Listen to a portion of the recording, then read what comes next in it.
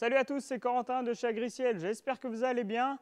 Bon, la semaine dernière, on a chargé et distribué ensemble la ration de nos vaches laitières avec notre magnifique mélangeuse. Et vous avez pu voir dans cette vidéo que la ration était composée essentiellement de maïs en silage. Donc le maïs en silage, comme vous l'imaginez, c'est vraiment la culture principale sur l'exploitation. C'est vraiment celle qui nourrit nos animaux. Et donc, il ne faut pas la louper, il faut vraiment bien la suivre tout le long de l'année, de la période du semis jusqu'à la récolte. Et donc là, comme on se retrouve bientôt fin août, début septembre, il est en train de mûrir à vitesse grand V.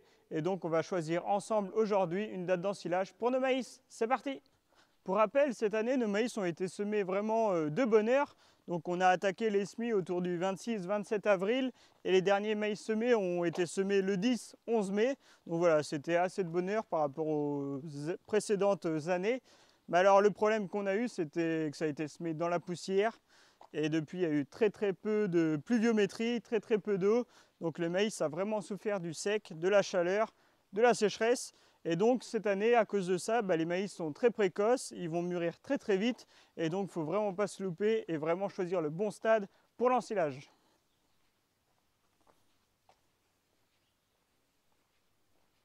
Pour rappel, quand on ensile un maïs en silage, quand on est agriculteur et quand on veut avoir une bonne qualité de maïs en silage, ça permet vraiment d'optimiser au maximum le rendement de notre maïs. Mais à côté de ça, c'est vraiment d'assurer aussi une qualité et une digestibilité pour nos animaux derrière. Alors si on ensile en dessous de 32% de matière sèche, à votre avis, qu'est-ce qui va se passer? Tout simplement, notre maïs, quand il va être en silo, il va se tasser et il y a surtout des jus qui vont se mettre à couler.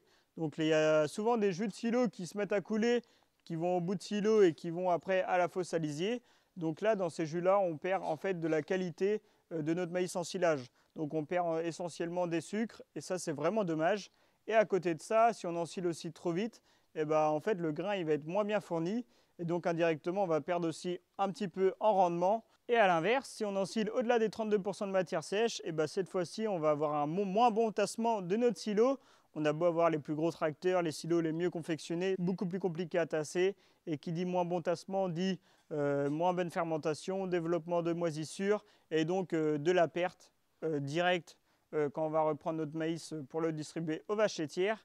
Et le deuxième point, c'est aussi que nos vaches, donc c'est les vaches qui vont valoriser notre maïs, mais s'il est beaucoup plus sec, les vaches vont respecter le 32% de matière sèche, surtout quand on a un système comme chez nous, où le maïs, c'est vraiment le fourrage de base pour nos vaches laitières. Bon, c'est bien beau de dire qu'il faut ensiler autour de 32% de matière sèche, mais maintenant, il faut surtout aller dans le champ de maïs, voir comment le maïs mûrit, comment il évolue, et en fonction de sa maturité, il va falloir caler une date d'ensilage, et ça, c'est beaucoup plus compliqué. Et d'ailleurs, je vais profiter d'être dans les silos le temps que j'y pense, puisqu'il y en a certains d'entre vous qui ont commencé à ensiler les maïs. Donc voilà, dans le sud de la France, en Vendée, tout ça, je pense que ça a commencé à bien tourner, beaucoup plus par chez nous. Mais alors cette année, comme vous avez vu, la sécheresse, la canicule, le manque d'eau, il y a des parcelles qui vont arriver à beaucoup plus vite en maturité que d'autres. Donc il y aura vraiment une hétérogénéité, ouais, j'ai réussi à le dire, entre les parcelles. Donc il y a des parcelles qui vont arriver beaucoup plus vite au stade des 32% de matière sèche que d'autres. Et donc j'ai un petit conseil pour vous si vous avez 4, 5, 6, 7 parcelles à ensiler le même jour. Aujourd'hui on ensile à peu près 20, 30, même 40 hectares dans la même journée parce qu'on a les ensileuses qui le font, on a les remorques qui suivent. Voilà, on a du matériel qui nous permet de le faire. Et qui dit 30 ou 40 hectares dans la journée dit beaucoup de parcelles différentes, avec des terres différentes, avec du caillou, des parcelles plus profondes, ainsi de suite. Ce qui fait que aujourd'hui, quand on fait l'ensilage, nos parcelles n'arrivent pas de l'ensilage. Et donc, cette année, avec le manque d'eau, il y a des parcelles qui sont beaucoup plus sèches que d'autres. C'est vraiment flagrant, la différence. Et donc, mon petit conseil, c'est vraiment de mettre le maïs qui est beaucoup plus sec dans la partie basse de votre silo. Donc, vous tapissez tout votre silo de ce maïs qui est vraiment sec, donc au-delà de 35, 38, 40% de matière sèche. Donc, vous le mettez dans la partie basse de votre silo. Et après, vous allez ensiler tout le reste au-dessus. Ça va permettre au maïs qui est beaucoup moins mûr, si jamais il y a des pertes de jus qui s'écoulent, en fait, elles vont s'écouler par gravité. Et qui dit par gravité, ils vont descendre dans la partie de notre maïs en silage qui est beaucoup plus sec. Et donc, lui, il va récupérer tous les jus du maïs qui est au-dessus de lui. Vous m'avez suivi? Donc ce qui fait que si on fait comme ça, eh ben, on n'aura aucune perte de jus à notre silo, donc aucune perte en qualité.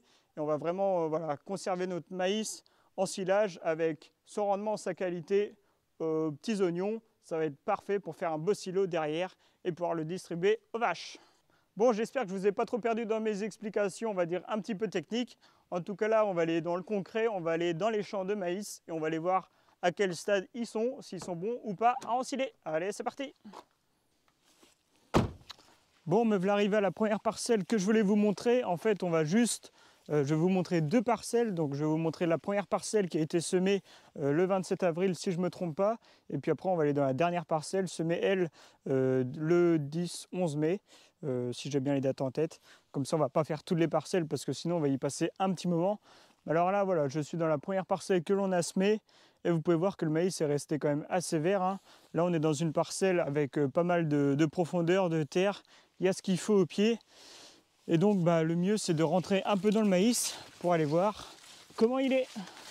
Bon, je me suis avancé un petit peu dans la parcelle parce que, bien entendu, on ne peut pas regarder un maïs à l'extérieur de la parcelle, au bord de la parcelle. Il faut vraiment rentrer à l'intérieur du champ et vraiment aller au cœur de la parcelle pour vraiment se rendre compte comment évolue le maïs, comment évoluent les épis de maïs et comment il mûrit.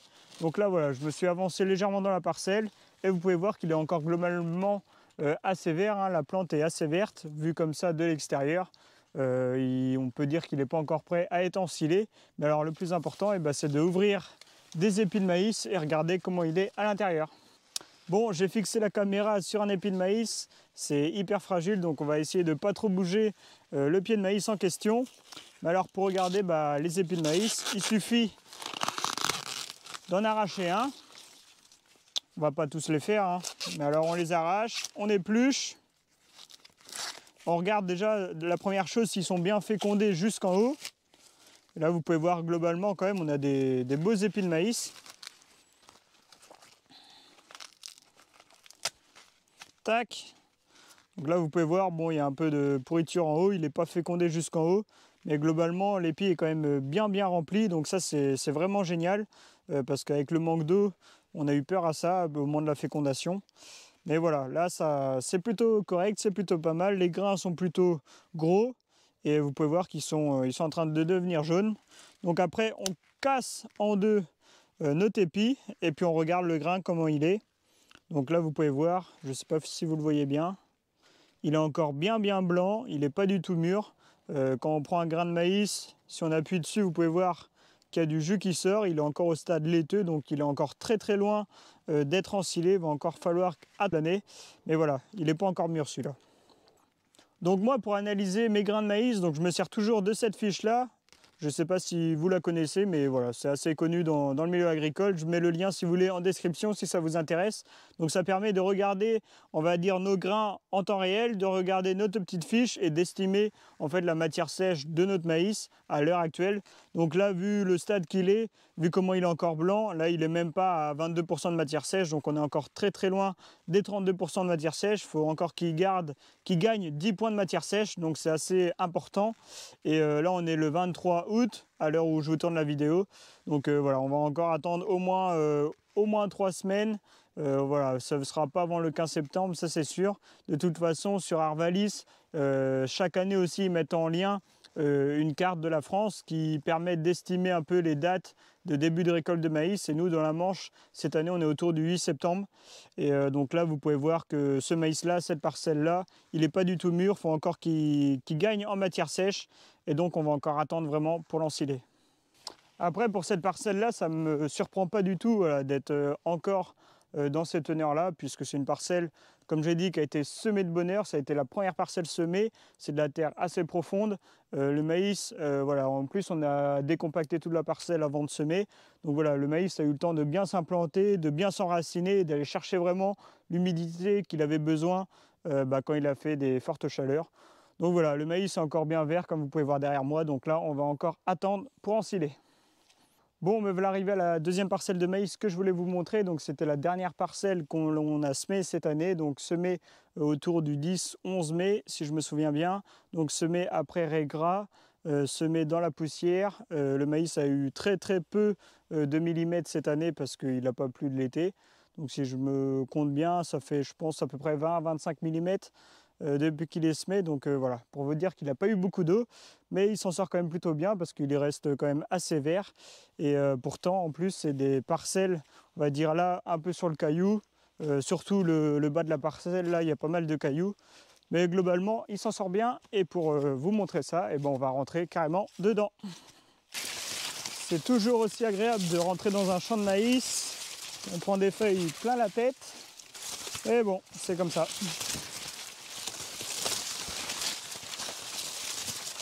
On va se mettre plus bas sinon.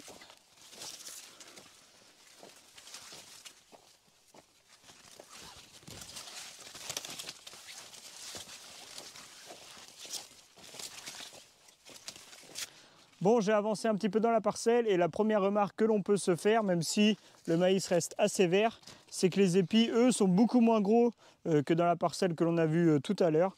Ils sont peut-être pas 2 fois moins gros, mais pas loin. Donc on va ouvrir ça et on va regarder ensemble. Bon, on pourrait croire que le maïs est super haut, mais bon, je suis à genoux, hein, et le maïs, bon, il est quand même moins haut que celui de tout à l'heure. Et c'est surtout les épis, ils sont, comme je le disais, 2 fois moins gros, mais vu comme ça, comparativement à l'autre, c'est clair et net qu'il y a beaucoup moins de grains dans ce maïs-là, malheureusement. Et vous pouvez voir même qu'il est aussi beaucoup moins, c'est même pas fécondé jusqu'en haut, donc bah ça c'est un peu triste à voir, c'est un peu malheureux, mais ça c'est les conséquences clairement de la canicule, de la sécheresse, du manque d'eau. Voilà, il n'a pas été fécondé comme il faut le maïs. Par rapport à celui de tout à l'heure, beau faire ce qu'on veut, mais quand il n'y a pas de pluie, eh ben, il n'y a pas de grain derrière. Et là, c'est la preuve. Bon, j'ai épluché un autre épi de maïs et vous pouvez voir qu'il est quand même beaucoup plus joli, beaucoup mieux fécondé que celui-ci. Ça, c'est quand même beaucoup plus sympa à voir. Mais bon, globalement, je pense qu'on retrouve ces deux épis-là dans la totalité de la parcelle parce que quand je vois celui-là, à mon avis, il doit fortement ressembler à celui-ci. Donc voilà, ça doit être très hétérogène, mais globalement, on a des épis quand même qui sont pas très gros cette année. Donc on va avoir beaucoup moins de gras, beaucoup moins, on va dire, des maïs un peu moins énergétiques. Mais après, on va dire que le rapport plante sur grain, il va être excellent puisque la plante, elle ne mesure pas 3,50 m de haut cette année, elle est plutôt courte, basse. Et donc voilà, globalement, elle ressemble à ce que donnent les épis. Bon, pour rappel, hein, le maïs semé ici, donc semé après régras, donc il a un printemps très sec, le régras a pompé toute l'eau. Le maïs a été semé derrière dans la poussière, il a eu très peu de millimètres durant l'été. Mais globalement, quand même, il y a des beaux épis, la plante est là, la plante reste verte. Et bon, on a beau dire, mais un système quand même maïs, c'est quand même un peu plus rassurant et ça permet d'avoir un peu plus d'assurance niveau quantité de fourrage et qualité de fourrage que ceux qui sont en système toute herbe, parce que je connais certains systèmes toute herbe en ce moment et ils rigolent pas trop parce qu'ils n'ont plus de fourrage du tout à donner à leurs animaux et c'est surtout qu'ils vont rien récolter ou quasiment rien avant l'hiver qui va venir très rapidement maintenant. Donc voilà, je pense que le maïs en silage, même si c'est une plante qui est un peu critiquée dans certaines régions, ça reste globalement une bonne culture et une culture importante pour la survie de nos élevages. Bon, comme ça on aurait là que je me mets debout. Bon, je mesure pas 2 mètres de haut, hein, mais le maïs n'est pas très tige. Je pense qu'il va être quand même plutôt intéressant cette année. On verra bien l'analyse de mon lait derrière avec nos vaches.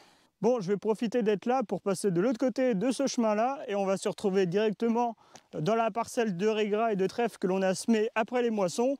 Donc voilà, il y en a beaucoup qui nous ont critiqué comme quoi on avait semé ça dans la poussière, c'était trop vite, on avait brûlé du fioul pour rien. Mais alors, vous pouvez voir qu'on est quand même plutôt content du résultat parce que le trèfle et le régras, bah, depuis qu'il a plu, eh ben, il est en train de sortir de terre, comme vous pouvez voir.